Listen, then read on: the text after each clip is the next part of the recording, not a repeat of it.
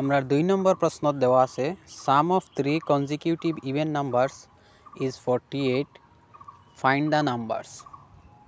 তিনটা consecutive even নাম্বারের যোগফল হইল গিয়া 48। তো এই সংখ্যা তিনটা কিতা কিতা হইব আমাদের নির্ণয় করতে হবে। তো প্রথমে আমরা ধরে নিতে হবে সংখ্যা তিনটা হইল গিয়া let the numbers be x, x plus 2 and x plus 4। Consecutive even নাম্বারের ক্ষেত্রে সব সময় দুইটা কনজিকিউটিভ ইভেন নাম্বারের ডিফারেন্স সব সময় 2 থাকে। তো আমরা যদি একটা x ধরিতে আর একটা হইব গিয়া x plus 2, এর পরেরটা হইব গিয়া x plus 4। কিন্তু প্রশ্ন দেওয়া আছে এই সংখ্যা তিনটার সাম অর্থাৎ যোগফল হইল কি 48।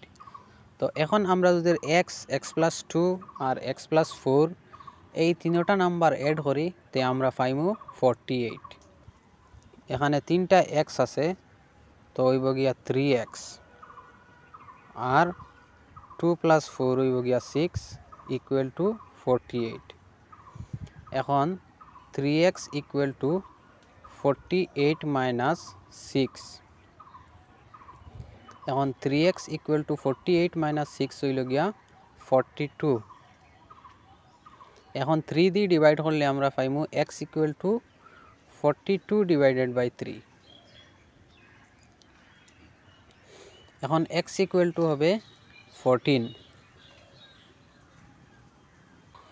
এখন আমরা প্রথম সংখ্যাটি হইল কি x অর্থাৎ 14, এর পরের সংখ্যাটি হইল কি x প্লাস 2 অর্থাৎ 14 প্লাস 2 হইল গিয়া 16।